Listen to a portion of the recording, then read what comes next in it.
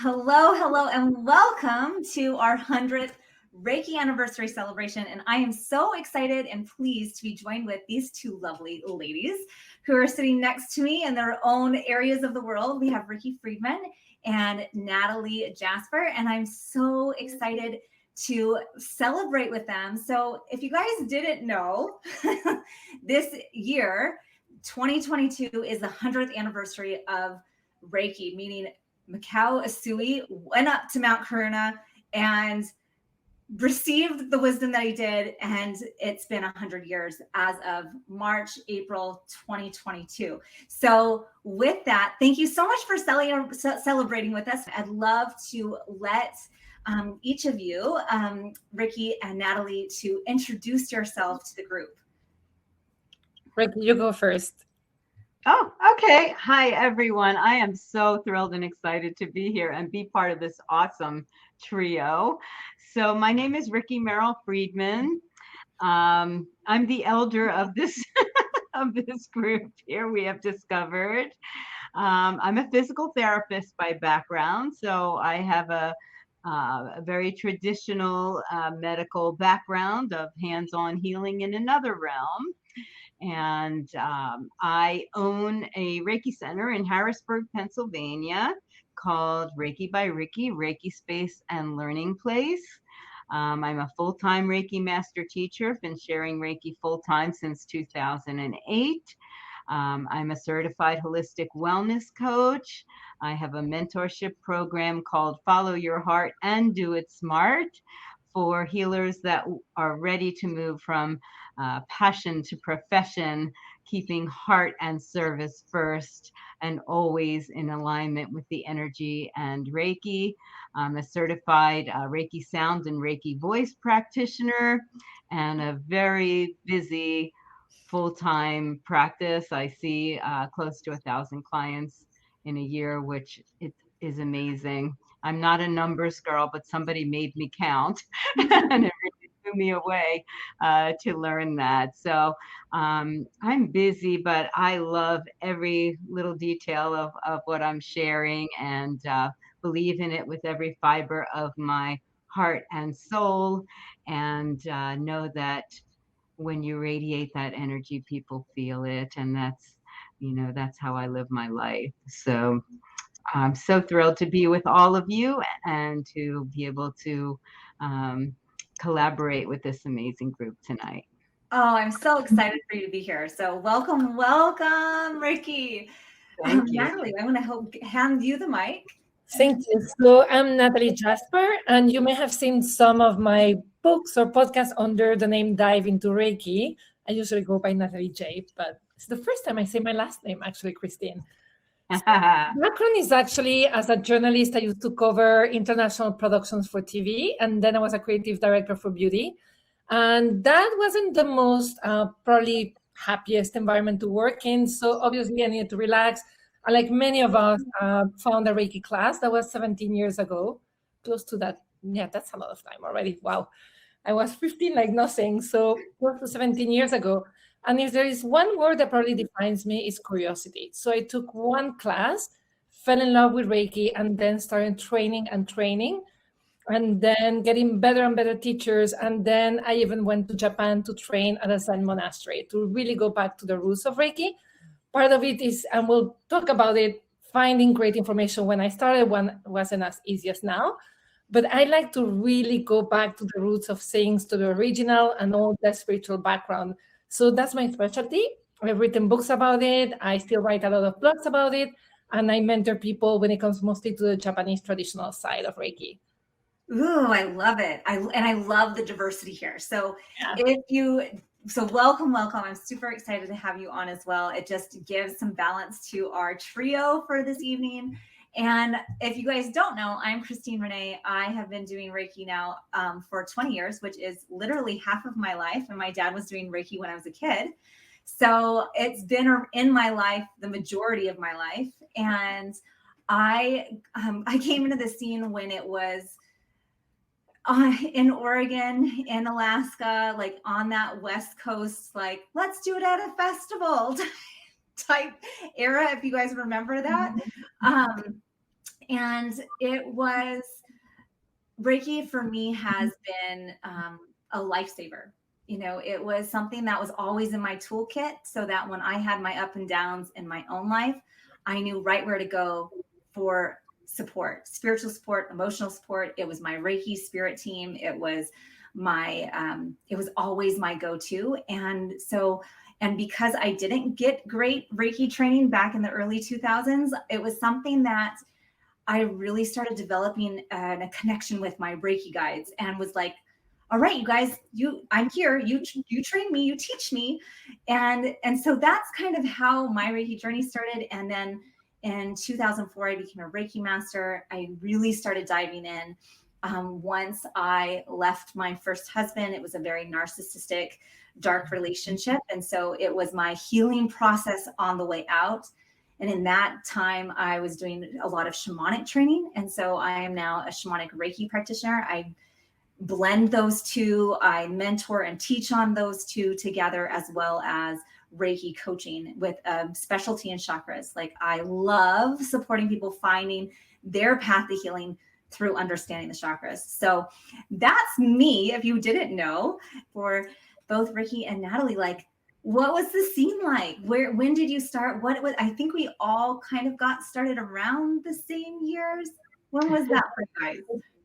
We're not as lucky as you to have parents who did Reiki and be in a Reiki environment. I basically say the name Reiki like to my family, and they say witchcraft, and they don't want me in a code.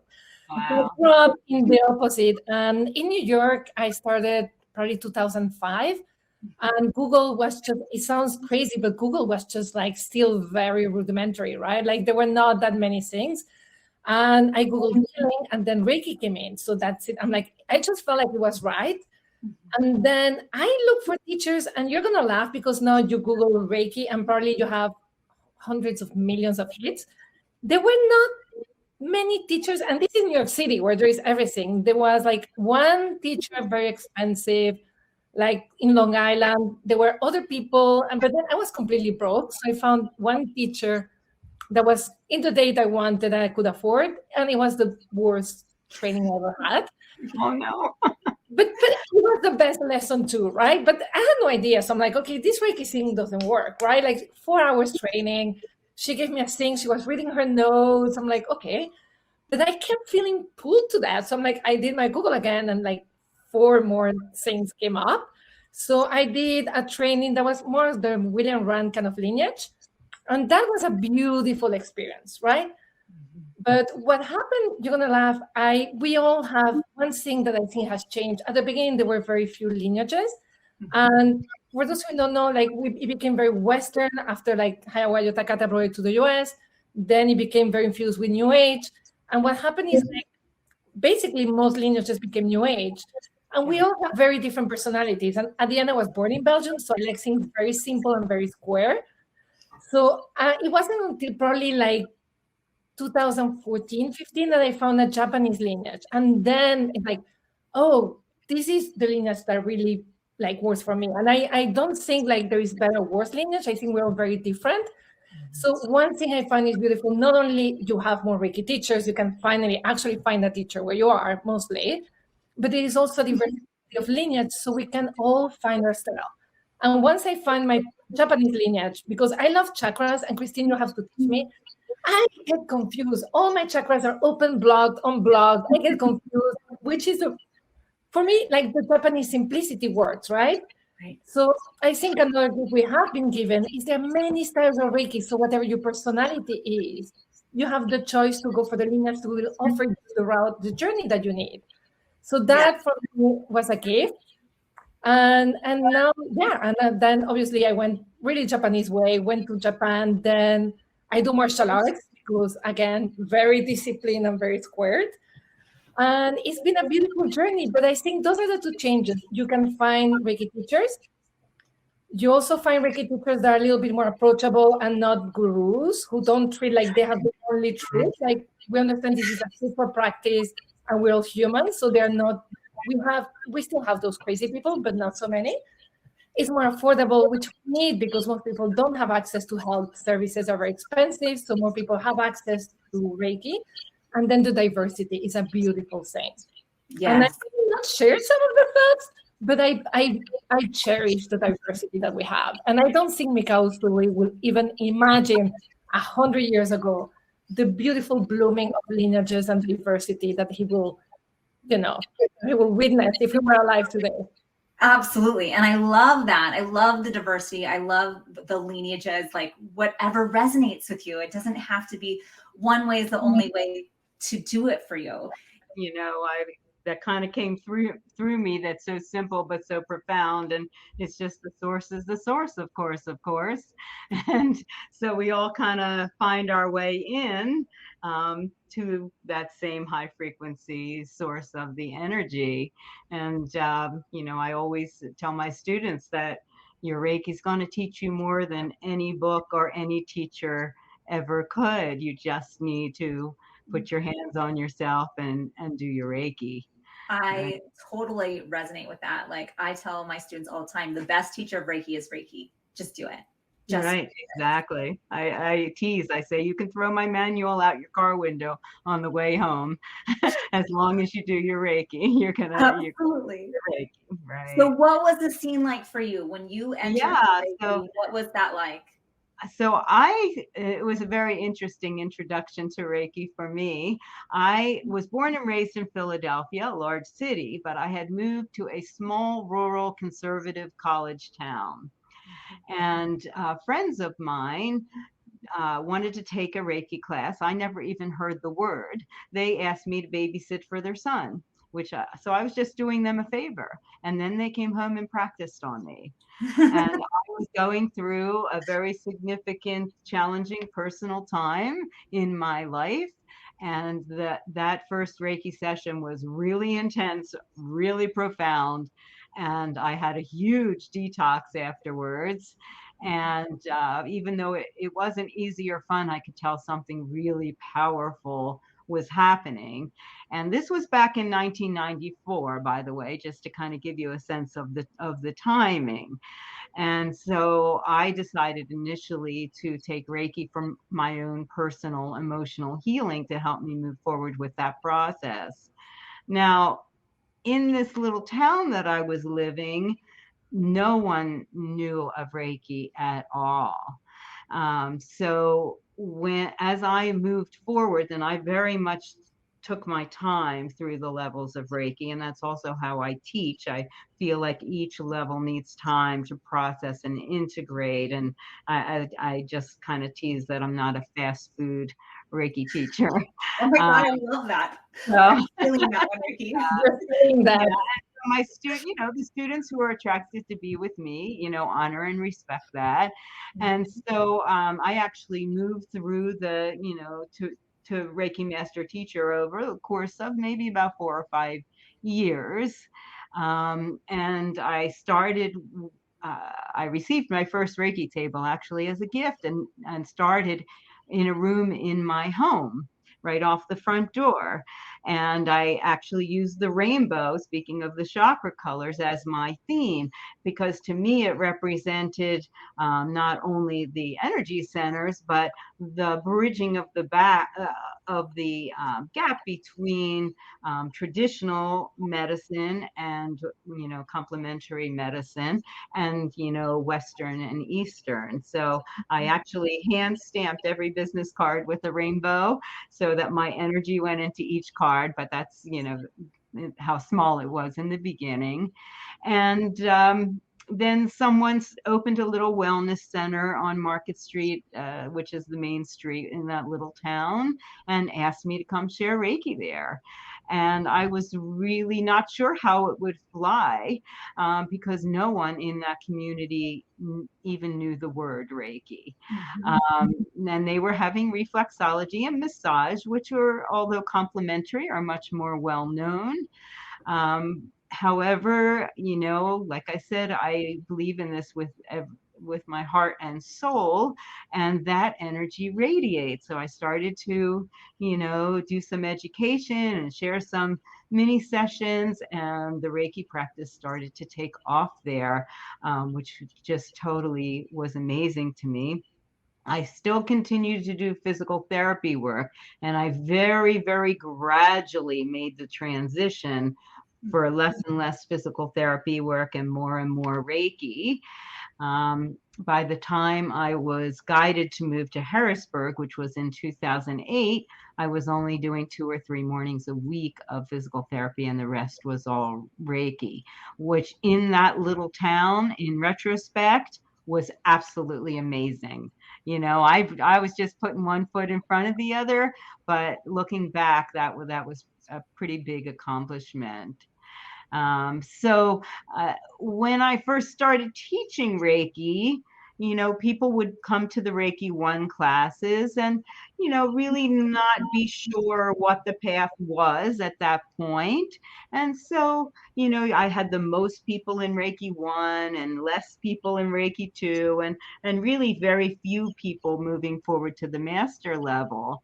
So a really significant change through the years was that, people started, coming to Reiki classes knowing that they were drawn on this path and wanting more, to the point now where, the master classes are getting busier than they ever were before, because people really, it's getting more known, of course, and people really know how much the world needs this. And we need it, which is always the first step for our own personal healing. Yes. And so, the popularity alone, I feel like, has so shifted in the last 20 years. That end of itself, just being able to have the term be mainstream or on the news or in a crossword puzzle that you posted the other, I was like,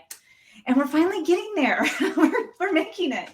So when I entered the scene, so I didn't get my Reiki level 1 until 2002, but my dad was doing Reiki when I was a kid. Now he was an engineer. So he was a traditional engineer who was like very closed-minded. I grew up Catholic. And I feel like this is an important part of the story because back in the late 1980s, he got trained in Oregon. And there was a monastery of a convent, and all of the nuns were doing Reiki. So this was back when it was Pope John Paul II. The nuns were very much leading the way for Reiki near Portland, Oregon. But my father's teacher was a Japanese woman who had come from Japan. Wow. So his stories are very different than what I knew when I got trained. But some of my earliest memories was standing in the Catholic Church as probably like an 8-year-old, and my father asking the priest for permission to do Reiki and getting the permission. And it was this very quiet hush-hush thing. Like, it was not done openly. It wasn't done in the public. My dad always did it behind closed doors. I don't think he's ever practiced on me when I was a child, but he practiced on my brother who had lost his foot in a car accident and he had a lot of knee pain. Mm-hmm. And so I would listen to the door thinking that I could hear Reiki. And I did, because my brother's knee would crack and pop and like pop back into place. And so, but my childhood would have these little sprinkles of Reiki in it. And I feel like it was all he was doing for those 2-3 years that he was practicing was seeding me, so that when I got introduced to it as an adult, a very young adult, I was only 19, 20 when I got trained. When I reheard it, I was like, yeah, I'm doing that. Like, it was like, there was no question. And I was at a birth center. So I was doing Reiki while getting trained to catch babies and helping mamas and all of those things. And that was where my journey had started, was with a bunch of new age hippie women who were naturopaths, but they were very like, here's Diane Stein's book, just read this and practice. And that's just the way it was done, especially like where I was, whether it was in Oregon or Washington or Alaska. Like, I was very much the West Coast girl. I was kind of in the scene where there's a ton of different lineages, and you should just expect to get Reiki symbols downloaded to you, and you could be the next person to build your own Reiki lineage. Like, that was kind of almost assumed that it was possible. Like, it was just like, create a new branch if you need to. And it's like, Oh, not that.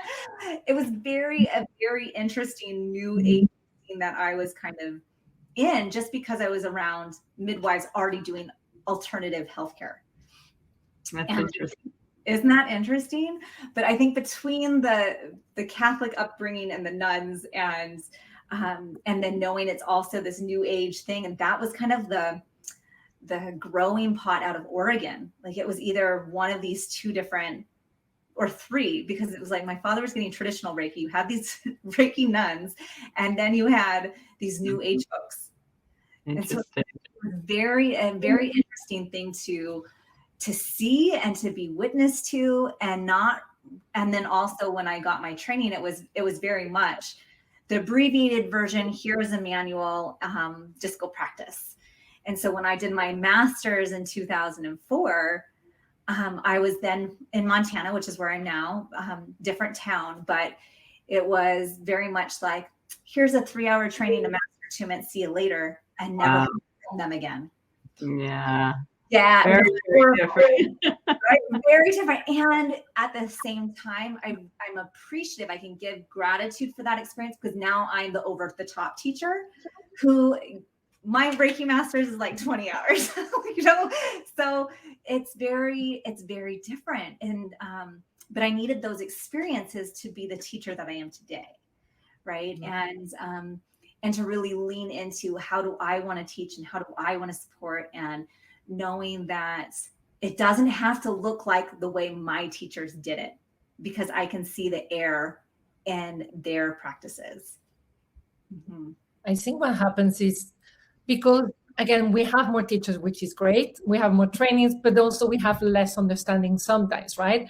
So people are confusing the attunement with the practice, like, or the initiation, if you call it, like, oh, the only thing you need is initiation. Well, if you don't know how to practice, like, the initiation is almost like if you have a car, you push it, and yeah, it will go on and it will transform your life. But if you don't know how to run the car, that energy from the initiation or attunement is going to slow down, right? So I think that is like, sometimes I wish, okay, great, we have more people, great, we're spreading the voice, but also the same way we expanded lineages, expanded amount, can we expand the understanding, and also empower people to practice after giving them the initiation, and not confusing an initiation with a practice and a whole system of tools. Yes, exactly. It's very like, and I think for me, once I started wanting to teach and take and have a practice, I was like, no, we're redoing things. We're going back to the basics. We're studying and really getting comfortable with how I want to hold space for someone. And I too am very like, I want space between all of the different levels. When it's level 1, this is about your self-practice. We don't have to worry about anyone else right now. And it wasn't until the last few years that I really started looking at like the true history, and how it's been so kind of mangled in some of the early books that we were given in the early 2000s. Like, this is ridiculous. We'll just throw away that book. Oh, this is silly. Yeah, that's why I could never just give someone else's book. And that was my challenge in becoming a teacher, because this was back before computer time, right? So we had typewriters, and I typed, like this. And so the thought of creating a manual was just so daunting for me. But I knew that I could not just hand someone else's book, that I needed to resonate with every word that went in there. And my style, and I think part of the reason I've been successful with my practice is I bring a very grounded approach to this. There's nothing new or new agey to my Reiki center, or to the way that I present this. And that allows me, because I come from a traditional background, to work with a lot of other traditional healthcare professionals in general, and, reach out to very grounded businesses in my area, and be able to present Reiki in a way that they can hear it and relate to it.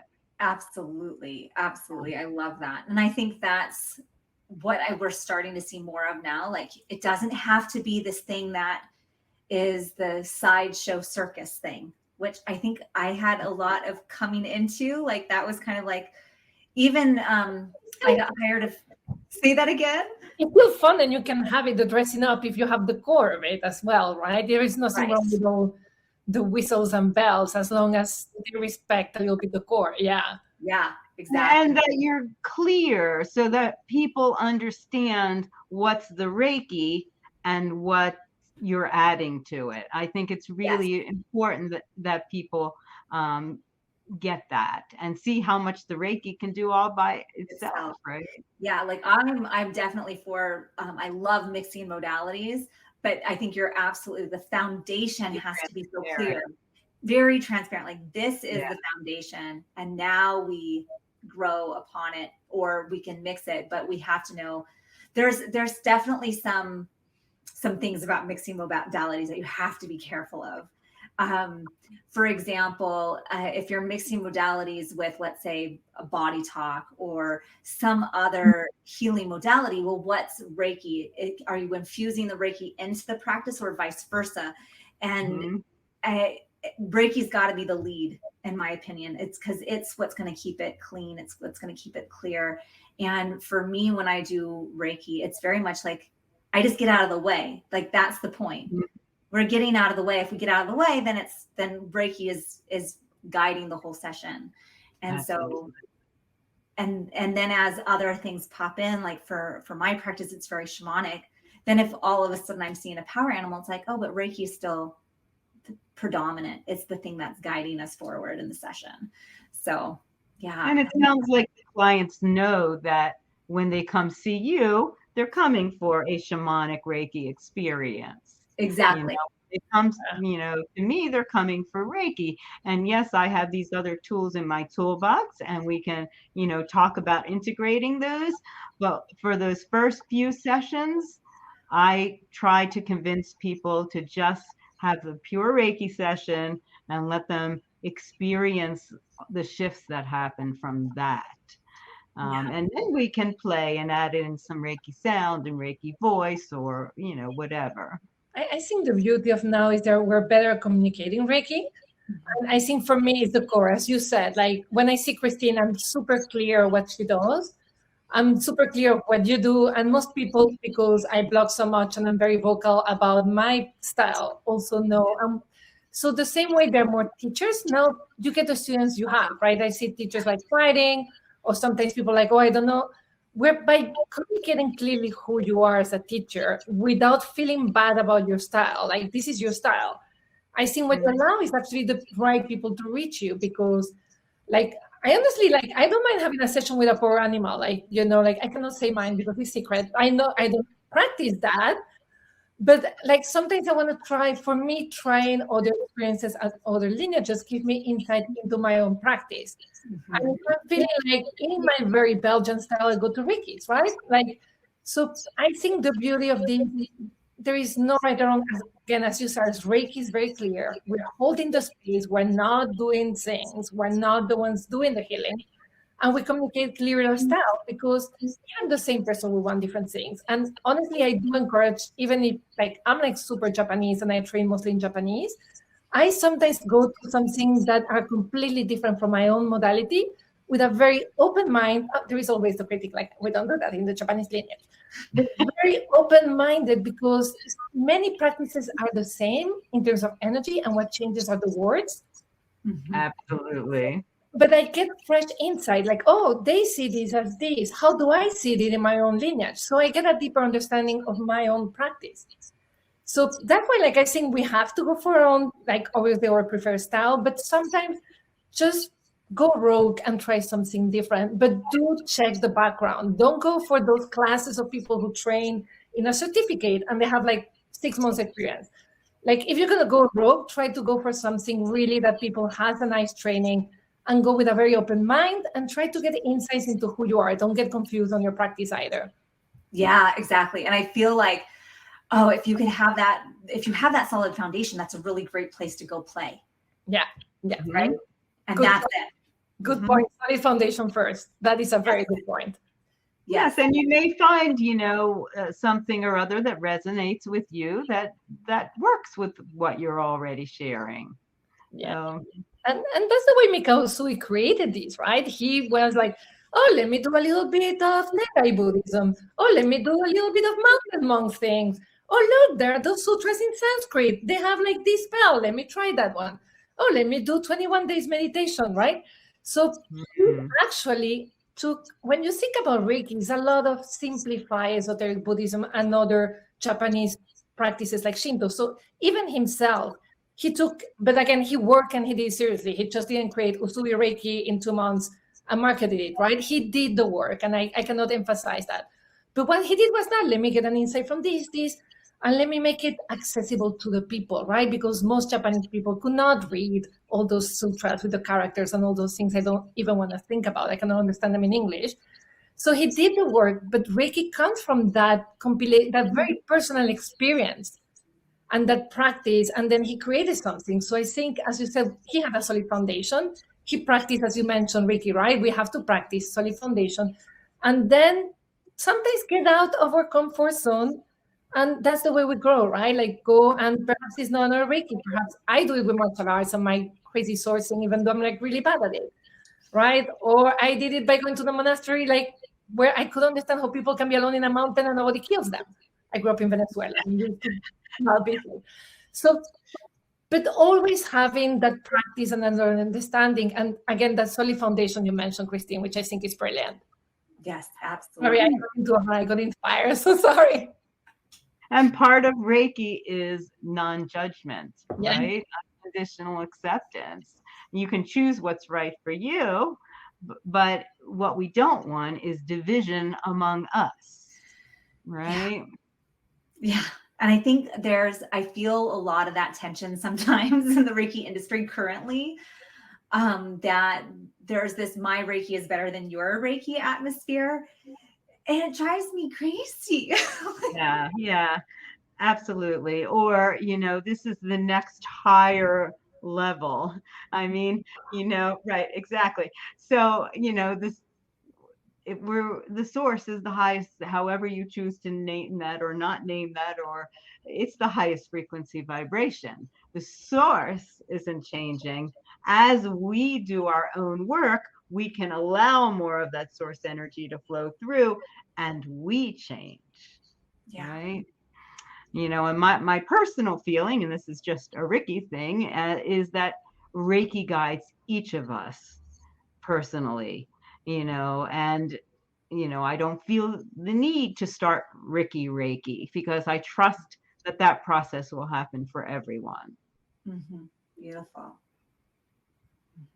Yeah, I have a if you know whom not to study, check. If they say, I'm going to give you more power than someone else, run away. Like, that's ego, total ego. The most powerful Reiki training you have, or run away. Those are like, I love that you mentioned that, Rickie, and the competition. Like, those for me are like, if you see that, just yeah. The practice itself is simple, and making it complicated are people's egos, right? Yeah. So, like you said, Christine, our job is to do our own work, and as best as humanly possible, keep ourselves out of the way, right? Just allow the work to flow through. Yeah. Right. Yeah, absolutely. Absolutely. I'm like absolutely, you guys.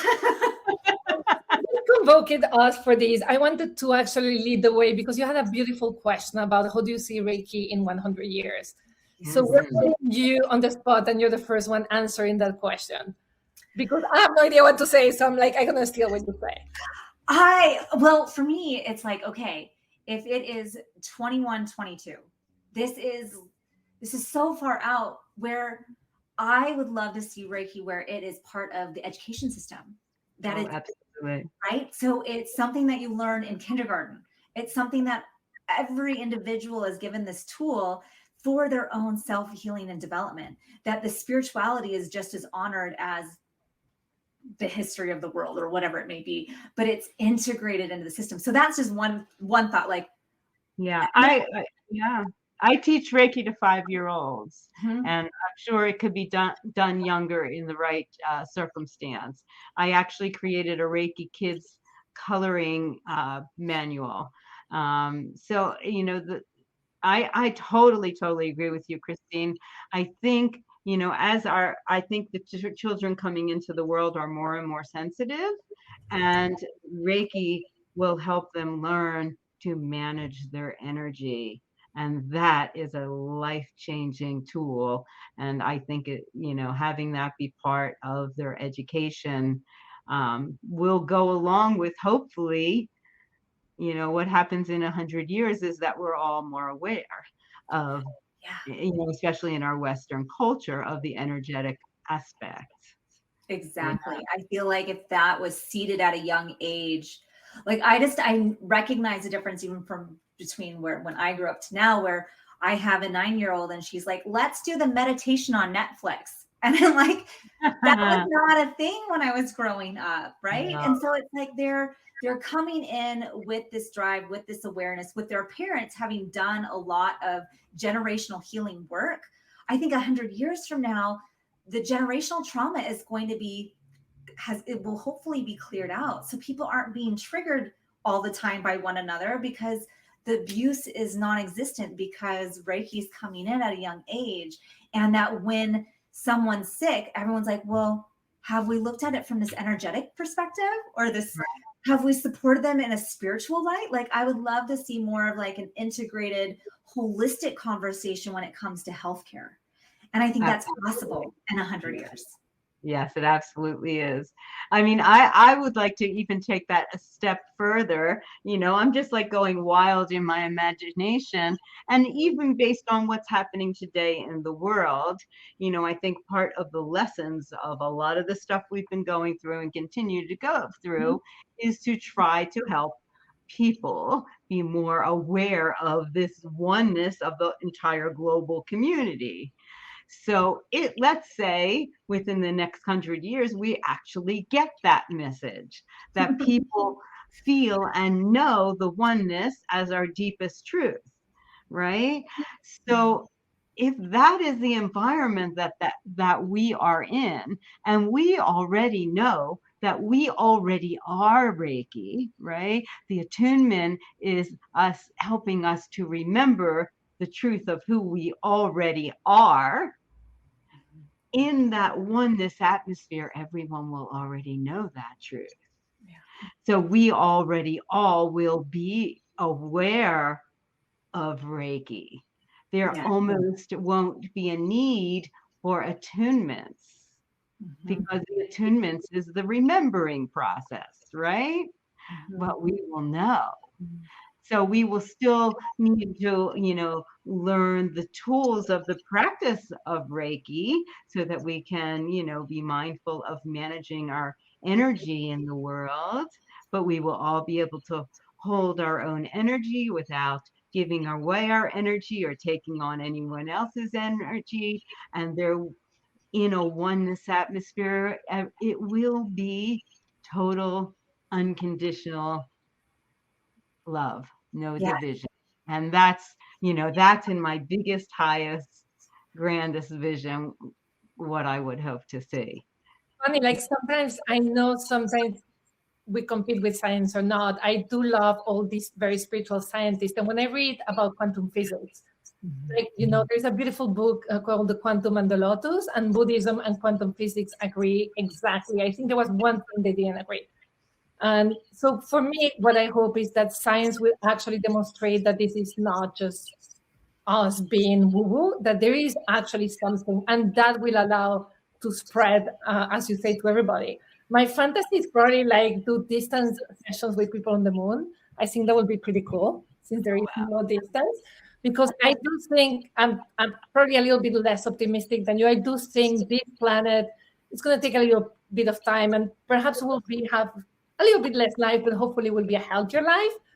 So we probably will expand. So I hope Reiki not only goes from Japan to the world, but from the world to whatever worlds. And hopefully we'll take care of those worlds in a beautiful way from these learnings. I think for me, the only thing is for now, the first step, as I see it, is my wish for the next 10 years, which is not 100, sorry, I'm cheating, is how can we make Reiki accessible to the population who needs it the most, right? Right now, and I'm talking from New York, there is a cost to Reiki, and again, I'm not saying very high class people, but you do need, probably the most underprivileged people don't have access to Reiki training, and also to have the right mindset to have training. So for me, I think the first step, like for example, when I think of refugee camps, when I think of my neighborhood, like Harlem, that sometimes people cannot afford healthcare or therapy, but they could have a tool like Reiki. When I think of the country I grew up, Venezuela, which is a freaking mess, right? And there is, again, collapse, no electricity sometimes there is no running water, violence. And I think, how can we make now Reiki beyond the moon, which I really love that in 100 years, how can we make sure as practitioners, we make this reach populations that are in dire need of it, but because of lack of awareness, because of lack of funds or anything, they're not. Like, my dream is like, can they send us with the Red Cross and go to the freaking refugee camps around the world, right? We should have practitioners. We should teach people in the refugee camps. They have headaches and they have no aspirin. I'm not saying it's going to save like someone lost a leg, but they can help. It can help bring well-being and comfort. And I think that will be the first step. And then hopefully, by those populations, as you said, they're very traumatized. And by giving them the tools, that trauma also improves as well, right, in future generations. So that's my fantasy. Like, first they start with underprivileged, and then I'm going to the moon. Yeah, absolutely. I love it. And, I love the idea of like, how can we get it to the underserved? And for something that I'm trying to happen in Montana is getting it accessible through Medicaid. And we're trying to take like this little backdoor approach. So it's these peer counselors for alcohol and addicts. So the peer counselors are getting trained and they want to get it covered, the training get covered by grants, and that these peer counselors are now getting covered by Medicaid insurance. And so if we can accomplish this in Montana, then the other states will have something to copycat. And the biggest thing that the biggest run-in for the Reiki trainings is that they need ethics included. I'm like, well, that's not hard. We can include an ethics class. That's not hard. And so it's looking about like, okay, healthcare is a human right. How can we make healthcare accessible to all? So like, we have industry standard right now where healthcare is not an equal human right. At least in the US, it's not. And for a good portion of the world. And so when can we say like healthcare is a priority, and then how can we integrate these other alternative healing modalities where they're covered? If it's for us, if it's like, oh, we're going to take this little backdoor approach and get the peer counselors who are working with addicts trained and approved to teach and to support with Reiki, who knows what will happen.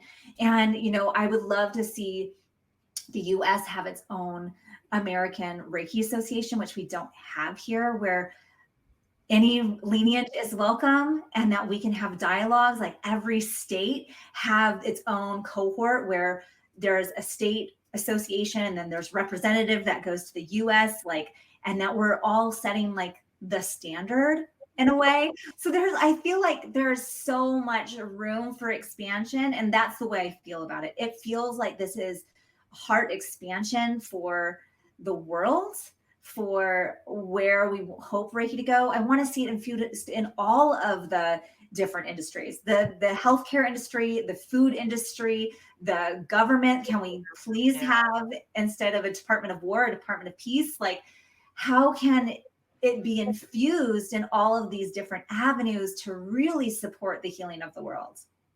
It's funny. Some people are like, I will never give Reiki to a politician. I'm like, I wish like every politician had to go for 5 hours of Reiki sessions a week. Well, such a better government, right? Like, I love that you want even the government to have it. Yes. Why not?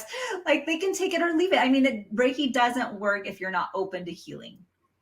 It doesn't work. You hit a door, and everyone has free will. Everyone has free will, and if it's like here and available to you, I don't know how many nurses and vets and military people I have trained over the years, and I'm like, Yes, please. Yes, please. We need, I don't know how many burnout ICU nurses I have worked with over the years. And I'm like, we need more healers. And why not at least give them a taste of like, this is a possibility. Yeah. And so even if they're coming at it from their heart space of like caring for the patient, of like receiving Reiki themselves and hopefully just emitting that Reiki energy as they do their work, they're not going to be stressed out. They're not going to be traumatized by what they see. All of those things have this unfoldment, right? Many times they come to Reiki because, or many people in general, but healthcare people tend to be that nurturer, caregiver personality. So they think they're taking Reiki for the benefit of others, which of course it is, but they realize how much they need it for themselves, like you said. Yeah. And I think, Rickie, you bring a very important thing. Like, at the end, global peace starts with inner peace, right? So maybe also understand you don't only train in Reiki to help others or to offer sessions. Reiki One, the main mission is self-practice, self-healing. Because if everybody did a little bit of their healing work, and again, I'm not saying by yourself, you will have the support of others. But if you really took into your hands, like, okay, how can I become a little bit happier and calmer? I'm not even saying like great or improving, because we're like fine as we are, but just like, how can I just be a little bit more at peace and with who I am and accepting of who I am and more compassionate towards myself? I think the world will be already a very different place, right? Thank God we do have Reiki practitioners that help us. But if we all had like that tool of Reiki to work a little bit, we'll go a lot faster, and we'll have that world that you two both believe in. And I'm like, yeah, I'm a Scorpio. Yeah. I mean, energy increases exponentially. It's more than 1 + 1 + 1 = 3. So, you don't have to have a Reiki practice. You don't even have to ever put your hands on anyone else with the intention of Reiki. You're going to be radiating that energy, and you will be a healing presence in the world. And the more and more of us, this is how I envision it when I teach, the more and more of us that do this, eventually the light will overcome the less than light. Mm-hmm. And I love that switch is going to flip. So, that's, who knows who's going to attune that next person that's going to be that one, that what they call the 100th monkey syndrome, when all of a sudden the culture just changes. Yes. And I believe in that vision. Yeah. And I believe it's possible. And I think it's because I see my own children and how different they are and the culture that they're growing up in. Even in a small, tiny town in Montana, I feel like if they talk about Reiki or they talk about esoteric things, they're not as quickly shut down as they would have been when I was a kid. Yeah. I mean, even when I first moved to Harrisburg, which is that's a capital city, no one, and this was 2008, no one mentioned the word Reiki. No one had Reiki as their practice. Yeah. I started my brick and mortar back in, I think it was 2015-ish. And I opened up my doors, and I was in a town of like 38,000 people in a red state. I didn't know if it was going to be possible, but I held space for the possibility. And I built it up to, 15, 20 clients a week, 2 apprentices working with me at a time, employees, like the whole teaching classes regularly. It was pretty insane. And then I was like, okay, now I got to teach other Reiki practitioners how to do this, because absolutely, I need them to know that it's possible. Even if you're in a tiny podunk town in a red state where you don't think anyone's going to accept you and you're going to just be rejected immediately, I can say that it's possible. And I love that. You can do it too. Yeah, are mostly in our head. So I used to teach until recently like corporate meditation class, right? And I'm talking about a sales force of mostly guys, right, in their 20s, which is not your usual Reiki target, or advertising agencies that that are going through stress. And I will teach them mostly Reiki meditation, some of them martial arts, but mostly Reiki meditation. I just said Japanese meditations. And they love them. They love them. Some of them were doing hands-on healing. It's like, oh, this feels so good. Why? Oh, well, because you're bringing mind and body. So sometimes we limit, we think, oh, we expect people to be the Reiki type. Right. And when you learn people to just pose and to be mind and body in harmony, which is at the end, is at the bottom of the prisms, right? Shinshin Kaizen, that's the whole meaning of it. And to just be breathing, just being aware of where they are. Everybody wants that, right? So when those people ask me what is Reiki, I don't give them the other chat I may give you, Christine or Rickie. I just tell them it allows you to be less angry, less worried, and feel more grateful and compassionate. Everybody wants that, and no one says no.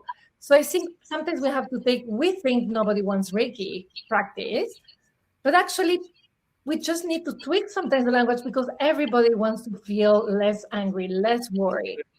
And That's absolutely right. it's the way we present it, and I think the limitation that Reiki is for just a particular group of people who are more spiritual, which I'm guilty of sometimes, and many of us this is actually no, it's a very human practice, right? And it's a practice for everyone.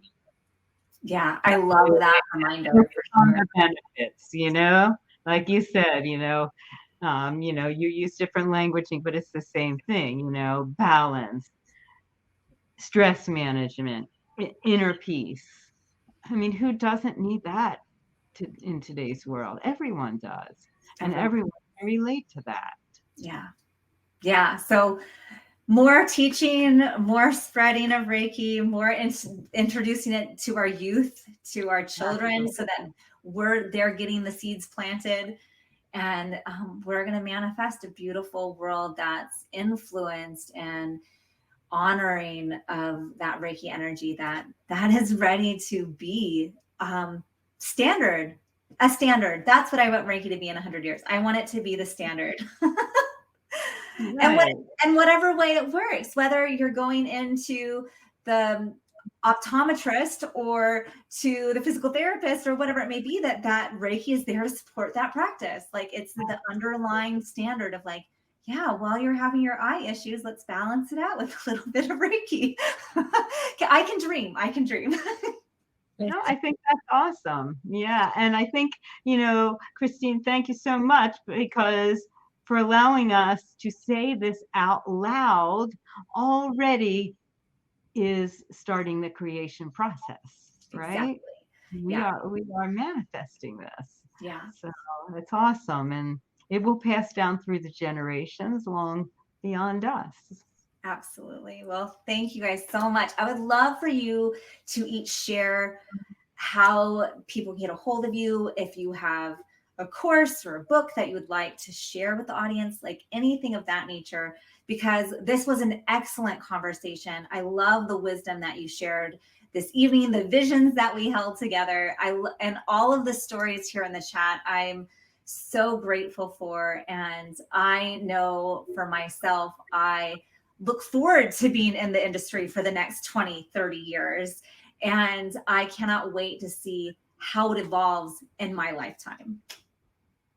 Yes, beautiful. Yeah, I know. I was as we were talking before we started, I just turned 65, and many of my contemporaries are talking about retiring. And I say I'm doing the kind of work people retire to do. This is life's work. So it's beautiful. So I'll go first, I guess. I have a beautiful website, Reiki by Rickie, RICKIE.com. On that website, I do have my Reiki Kids manual, and I teach a virtual class on how to use the manual to share Reiki with children, not only for other Reiki teachers, but for parents, schools, libraries. And so it's also available on Amazon.com. And I have lots of good information on that website. But I also really need to say this while I've got you as the audience here, because I'm so excited about this. My next book is just in the beginnings of the works right now, but I want all of you to be involved in this book. It's called Radiating Our Reiki Light, Reiki Healing Through Real Stories from Practitioners teachers, clients, and students. So I want you to get in touch with me, share your stories, your experiences of how Reiki has influenced and changed and saved your lives. And we're going to get that out in the world in your words. So please feel free to reach out to me. My email is Rickie@ReikiByRickie.com. And that's on my website also. And I'm just so, again, thrilled and honored to be part of this trio and this discussion, which is so beautiful and so important. I love it. Thank you so much for being. Natalie, I know you are an author as well, and you've got lots of things going on. I think the easiest way to actually get in contact with me and follow me is Instagram. So it's Dive Into Reiki. And honestly, I'm on YouTube, my website, everything is Dive Into Reiki. I'm very consistent with that name. So you'll find it. On Instagram, you're going to find the links to the books. So there is an illustrated guide. As you can see, I do drawings because I couldn't understand the traditional meditations. I wasn't a very good student. So I'm very visual more than auditory. So there is a lot of like instructions on how to do some of the Japanese meditation for traditional Reiki, also hands-on healing. There is a book that I wrote in partnership with someone who knew about chakra, about Reiki, probably the most Japanese perspective on Western Reiki healing. So all of those you can find on Amazon, and most of it, like I love sharing information on Instagram, as you two do as well. I write a very down-to-earth style, so really about integrating a Reiki in your daily life. I also have a Patreon, so I'm really probably a little bit raw with that. I'm like, really, I live in New York City. I have to survive this city. So every information I give is like how to survive a subway, crazy rat attack. No, not so much. But it's really about bringing that Reiki into your everyday life, into work, family relationships. And I keep learning and learning and learning. So I really enjoy that. Love it. That's fantastic. And it's so easy. Like your podcast, Dive Into Reiki, like everything is the same. And ReikiCafe University tries to do the same. So our website is ReikiCafe University. All of our handles are at ReikiCafe University. And we've got some exciting news coming up for our next Reiki Immersion coaching course that's going to be announced here soon, which will be a 6-month program, because I love to guide people through that full-on personal healing development that a lot of people undergo in our longer term program. So that's kind of where my juicy specialty is like, come join me for 5 months, come join me for 6 months. We'll get it all. You'll learn some things to like offer your clients, but we're going to heal. We're going to deeply heal too. So keep your ears open for those announcements coming up. Happy 100th anniversary, everyone. Keep doing your self-practice. I cannot emphasize that enough. That is where the true healing begins, is with your own personal practice. And then when inspired, listen to your divine guidance, those divine intuitions, those divine paths that are put before you, and listen and be guided. So thank you all for joining with us. Thank you, Rickie, and thank you, Natalie, for being here. And until next time, lots of love and light for all of you. Blessings, everyone.